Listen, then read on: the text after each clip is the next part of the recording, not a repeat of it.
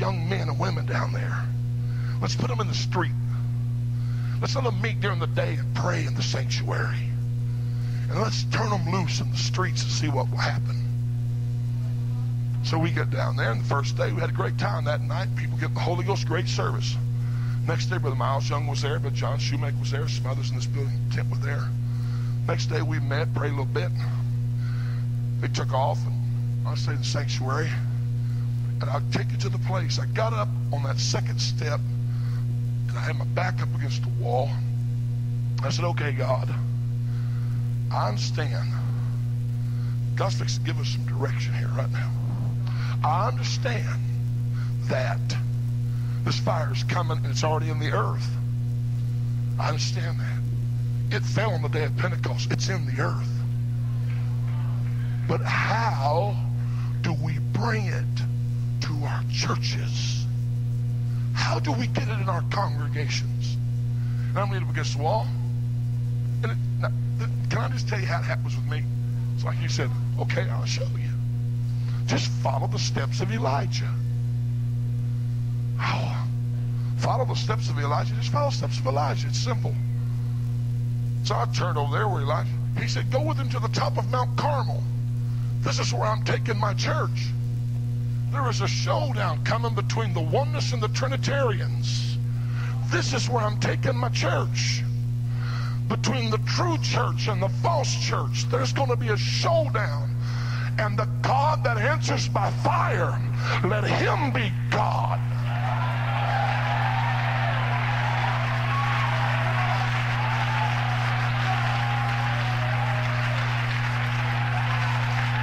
Not trying to be mean or belligerent. You call him brother if you want to. They need a revelation of who Jesus Christ really is. He is not the second person.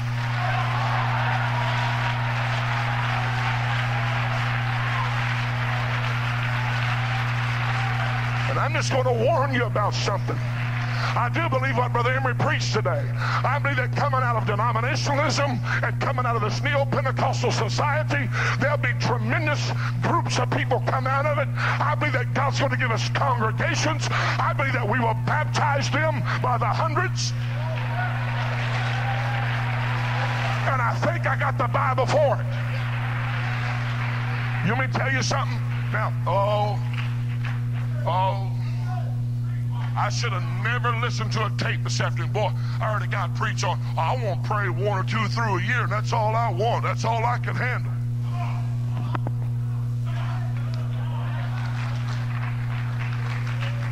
He said, I think it's biblical. I'm going to show you the principle that Jesus Christ used. He's got Simon Peter in a boat, and it's sinking because of all the fish he caught. And he said, from henceforth thou shalt catch men. And the only thing that Simon had to examine it by was the boat. All these fish were telling him, oh, see, I done messed up right there, some of you. Let me tell you why you only want to pray 1 or 2 through, because you're too stinking lazy to disciple them. They might mess up your program. So let the world go to hell because you're too lazy to do something.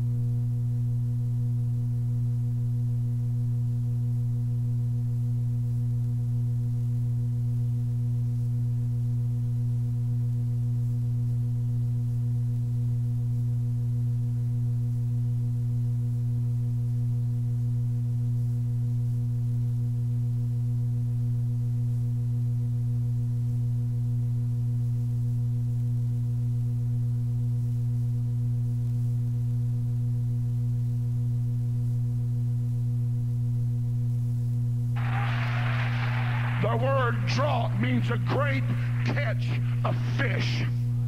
You've come too late to tell me it can't happen.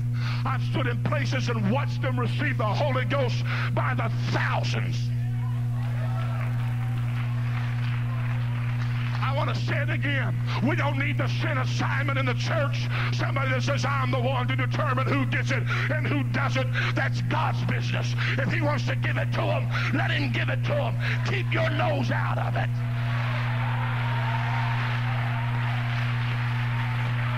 I'm believing God before he raptures us out of here in North America. We'll stand in services with not just 50 or 20, but hundreds and thousands. Hungry folks got their hands in the air, and the Holy Ghost is being poured out. God, let it start right here.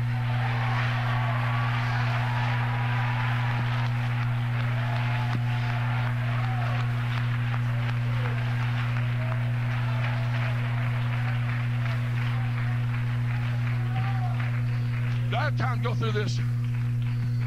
He said the first thing he did, you want a little information? He said the first thing he did is he built an altar. He said there is no fire and there is no revival if the church of North America does not have an altar. There's no altar in your church. If there is no prayer, you will not have apostolic revival. You need to turn that church into more than a peanut brittle factory and a pizza making machine. You need to turn it into a red hot inferno of Holy Ghost prayer. There ought to be the sound of prayer in your building around the clock. When people walk in, it shouldn't be the oratory or the music or the choir. They ought to sense this is a holy place. It's a place of prayer. God dwells in this house.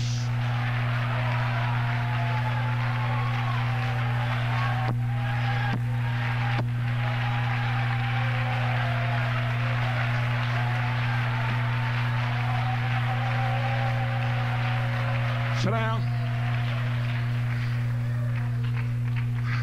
I didn't have the time nor the energy to tell you how important this is. No prayer, no revival. I don't care how good you are. I don't care how many programs you've got. I don't care how much you've got that thing oiled down and it's running like a good machine. No prayer, no revival. No prayer, no power. Fire is always at the altar.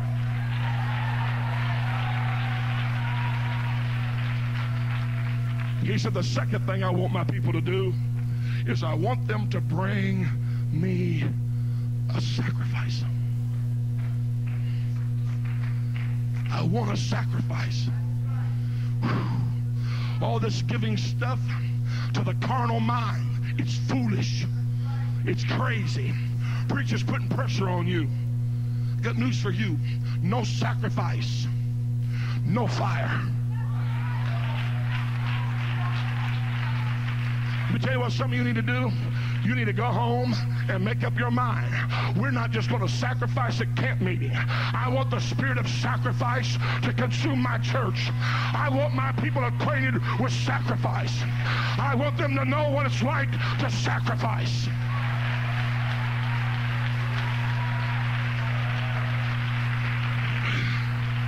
Daddy, can I give you some good advice?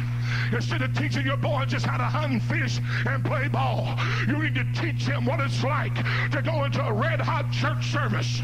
Take him by the hand and your family.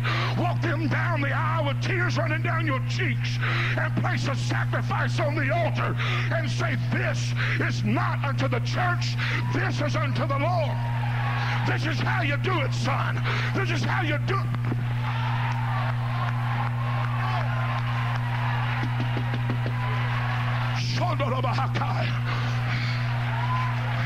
I'm about to go meddling. Instead of teaching them how to pick up a remote and channel surf, instead of teaching them how to take them to the sporting arena, you need to teach them how to come to the house of God and offer unto God a sacrifice of praise.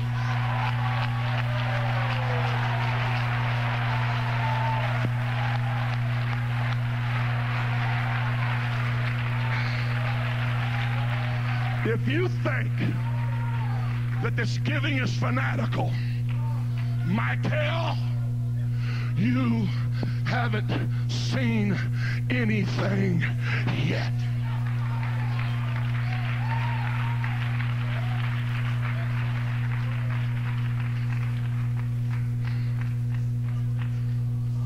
It come in here in a measure a while ago. It moved through here in a measure. We stood a few years ago at General Conference believing God that we could raise $1 million offering. 15,000 folks. Some of them sitting out there could have given $1 million and never missed it. Right. Telling you, until the apostolic church comes to this place of sacrifice. And it's not a sacrifice until it affects you emotionally. It hurts. I don't want to give this. I don't want to give this, but God says, I want your only son.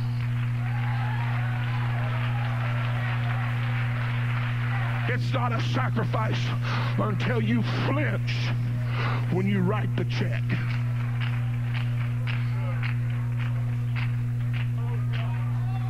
Some of you gave tonight out of abundance, but you didn't give out of sacrifice. See, we want the fire to fall, but God said, that fire's not coming. We got an evangelist bringing another offering down here tonight. This baby in his hands.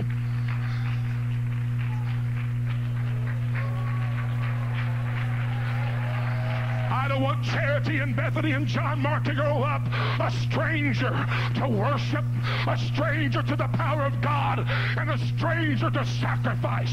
I want them to know what it's like to drag a bleeding sheep down the aisle to the altar of the Lord and say, God, I want to show them how to offer a sacrifice to you.